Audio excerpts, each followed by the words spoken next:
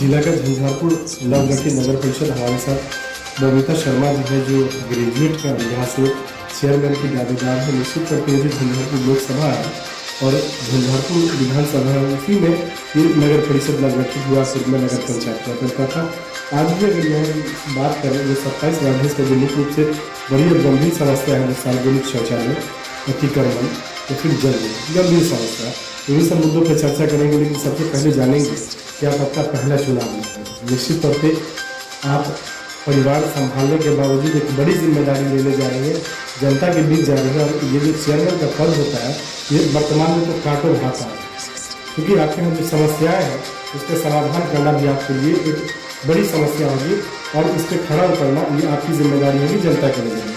जब लोगों के बीच जाते हैं तो समस्या क्या दिखती है? सबसे बड़ी समस्या शिक्षा का अभाव है। शिक्षा का अभाव है जी। सफाई नहीं है।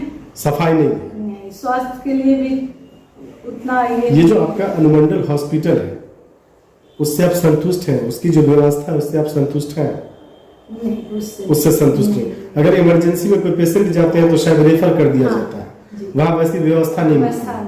आप महिला है, निश्चित तौर पे किसी की माँ, बहन, बेटी और पत्नी है। जब महिलाओं के बीच जाती हैं तो आप भी महिला है, वो अपनी क्या समस्या बताती हैं और ऐसा क्या लगता है कि इस समस्या का समाधान कैसे होगा? क्या समस्या लगता है महिलाओं का, महिलाओं के लिए बड़ी समस्या? महिलाओं के लिए शिक्षा का है। शिक्षा का अभाव आज भी महिलाओं में आप मानती हैं? मानती है जी। निश्चित तौर पे आप जब चेयरमैन बन जाएंगे उनके लिए क्या प्लान है आपके पास? उनके लिए मान लीजिए उनको पढ़ने के लिए प्रोत्साहन करें कि पढ़िएगा तभी आप कुछ कर सकते हैं। कुछ आपको लोन वगैरह जो लेते हैं उसमें आपको नहीं ठगा जाएगा जी।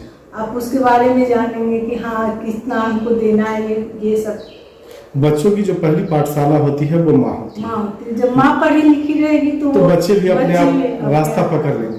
तो ये आपका संदेश यहाँ की महिलाओं के लिए, बच्चियों के लिए रहेगा कि आप अच्छी शिक्षा ग्रहण करें। ये आपका जो नगर परिषद है इसमें आज भी सार्वजनिक शौचालय की व्यवस्था नहीं है। समस्या मानती है। निश्चित तौर पर बाहर से जो लोग आते होंगे उनके लिए गंभीर समस्या है। हम लोगों की सहयोग और शुभकामनाएं आपके साथ है। जनता आपको मौका देती है और आप चुनाव जीत के चेयरमैन बनती है तो आपकी पहली प्राथमिकता क्या होगी? शिक्षा, स्वास्थ्य, सफाई, ये आपकी पहली प्राथमिकता। सरकार की जो राशि आती है विकास के लिए, जो फंड आता है वो तो जमीन पे उतारना है, बावजूद उसके आपके लिए बड़ी प्राथमिकता है शिक्षा, स्वास्थ्य और सफाई।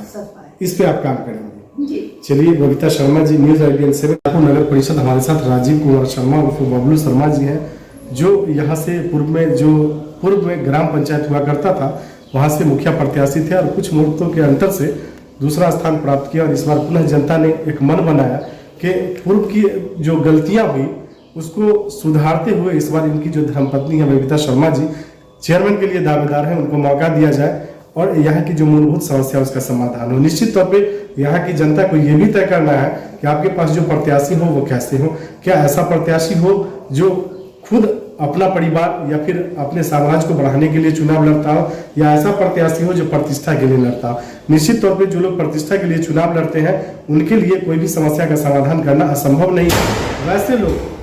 वैसे लोग जो चाहते हैं कि मेरा परिवार आगे कैसे बढ़े, मेरी जो धन संपत्ति है वो आगे कैसे बढ़े, तो उनके लिए प्राथमिकता सिर्फ और सिर्फ अपने परिवार और अपनी होती है। निस्वार्थ भाव से काम नहीं कर पाते हैं। आपकी धर्मपत्नी यहाँ से चेयरमैन की दावेदार है, पूर्व में मुखिया की प्रत्याशी है। अभी जनता के बीच जाते हैं तो सबसे बड़ी समस्या आप क्या देखते हैं? सबसे पहले समस्त झंझारपुर नगर वासियों को मेरी तरफ से प्रणाम, मैं उनको प्रणाम करता हूँ और उन लोग के आशीर्वाद की कामना भी करता हूँ जी। तो यहाँ जनता के बीच जो भी हम जाते हैं झंझारपुर में मिलते हैं तो जनरली सबसे बड़ा समस्या है क्या कि यहाँ पे भ्रष्टाचार बहुत ज़्यादा है जी। यहाँ मैक्सिमम आदमी का ये कहना है कि यहाँ का कोई भी अभी तक अध्यक्ष, एक सुधीर बाबू का नाम आता है तो शायद पहला या सेकेंड अध्यक्ष वो थे, उसका कोई भी अध्यक्ष से संतुष्ट नहीं है। सबका कहना है कि इंदिरा आवास में पैसा लिया जाता है, ये लिया जाता है, जो भी लाभ मिलता है लाभुकों को, जो वोटर को, जो जनता को बिना शुल्क के लाभ नहीं। कार्य का जो गुणवत्ता होता है, जैसे मान लीजिए झंझारपुर नगर पंचायत ही पहले था, वहाँ का फंडिंग बहुत ज्यादा था या गांव पंचायत में काम होता था, नगर पंचायत में, वो कार्ड का क्वालिटी भी अच्छा नहीं रहता था। तो ये सब चीज बहुत बड़ा समस्या है। अब ढलाई हुआ है, साल भर नहीं हुआ, जबकि ढलाई कम से कम 10 साल ठीक रहना चाहिए, साल भर में ढलाई टूट रहा है।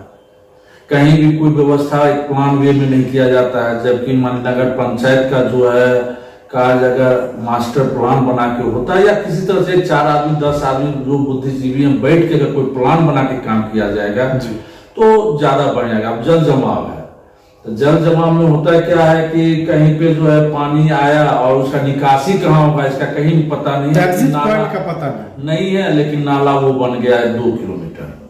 तो इस तरह से बहुत सा समस्या है। प्लस जैसे कि मान लीजिए चूंकि झंझारपुर से मेरा भावनात्मक जुड़ाव है, अब कभी कभी हम आते रहते हैं, नहर है कि हम कमला बलान उसे तटबंध पर आते रहते हैं, तो वहाँ दाह संस्कार होता है, तो धूप में सब खड़ा है, दाह संस्कार कर रहा है, तो वहाँ पर मुक्ति धाम मान लीजिए होना चाहिए, कहीं भी अभी नहीं है, सार्वजनिक शौचालय नहीं है। तो निश्चित तौर पे ये यहाँ के जनप्रतिनिधि की जिम्मेदारी थी।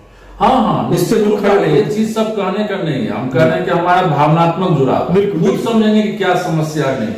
आपने एक सवाल उठाया, जो दाह संस्कार के लिए लोग धूप में खड़े रहते हैं, ये आखिरी मंजिल होती है, जीवन की सच्चाई है। हाँ, किसी भी आदमी के लिए सबको वहां जाना है, तो कम से कम वहां ऐसी व्यवस्था हो। अब वो भी है, और प्लस बहुत ऐसा गरीब आदमी होता है जिसको सही से जो है जलावन, तो खैर अब देखते हैं जलावन के साथ गोढ़ा हम लोग कहते हैं, उससे भी किया जाता है दाह संस्कार, जो कि बहुत कम दाम में अवेलेबल होता है, तो वो भी नहीं मिल पाता, उसके लिए उसको प्रॉब्लम होता है।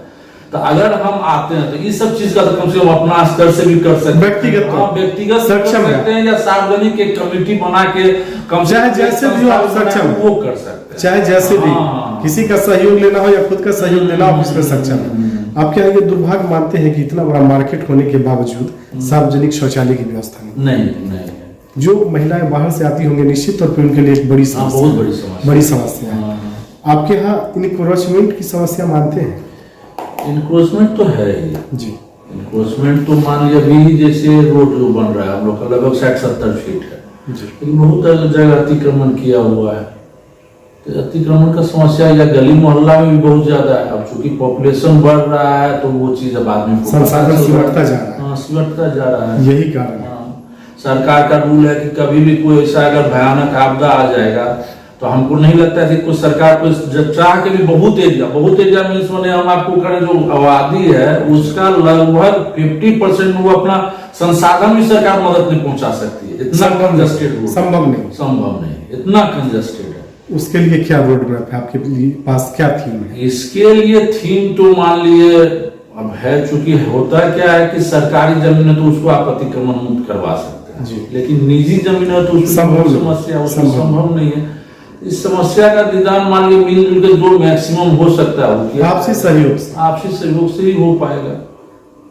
सबसे जो जितनी समस्या है उसमें सबसे बड़ी समस्या क्या मानते हैं? अभी जितना हम घूमे हैं नगर पंचायत नगर परिषद में, जितना हम घूम रहे हैं उसमें सबसे ज्यादा समस्या सबका भ्रष्टाचार ही मानता है, और निश्चित तौर पर इसमें जनप्रतिनिधि ही शामिल है। ये मानते हैं सीधे तौर पर। जिनको भी मौका मिला वो अपनी जिम्मेदारी को नहीं समझ पाए, जो निस्वार्थ भाव कहते हैं, सेवा भावना, उस पर खड़े नहीं। तो एक सवाल ये बनता है, उसके लिए कहीं ना कहीं बेरोजगारी को जिम्मेदार मानते हैं। जो लोग ग्रुप से कोई रोजगार से नहीं जुड़े हैं वो चुनाव जीतते हैं तो अपना व्यवसाय समझ लेते हैं। नहीं, ठीक है, तो उसके लिए जो है मान लीजिए इसमें बेरोजगारी समस्या, तो बेरोजगारी का समस्या जो है वो हम मान लीजिए दूर तो कर नहीं सकते हैं। वो तो एक नगर परिषद को इतना फंड नहीं है, या वो अपने आप में सरकार नहीं है कि इसको दूर नहीं, मेरा सवाल ये था नहीं, जो लोग बता रहे हैं अब जैसे इसमें मान लीजिए जो लोग चुन के आते हैं वो भी सही मायने में सही ढंग से काम नहीं कर पाते हैं। तो इसमें लेकिन हम इतना तो जरूर कर सकते हैं कि सरकार का बहुत सा योजना है, स्टार्टअप इंडिया है, मेक इन इंडिया है, या बहुत ऐसा छोटा, अभी यहाँ औद्योगिक क्षेत्र है, हमको नहीं लग रहा है कि 2-3 उद्योग से ज्यादा कुछ चल रहा है यहाँ 3-4, सब मन ऐसे ही खाली अलॉट होके पड़ा हुआ है।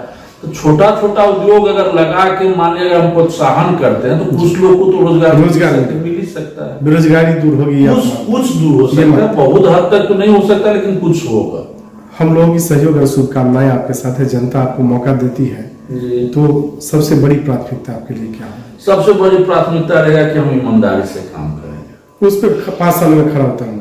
हाँ एकदम, माने ये हम अपना टारगेट रखेंगे कि अगला बार हम जनता के पास वोट मांगने के लिए हमको परेशानी नहीं है। जनता खुद कहेगी कि नहीं आप ही रहिए काम पे, हाँ, ईमानदारी काम और ईमानदारी से। काम और ईमानदारी। हाँ, काम और ईमानदारी। झंझारपुर नगर परिषद की जनता से आप क्या अपील करेंगे?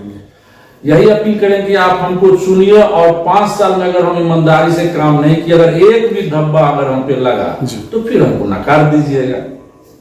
चलिए, बबलू शर्मा जी, न्यूज IBN 7 और सुदर्शन न्यूज से बात करने के लिए धन्यवाद।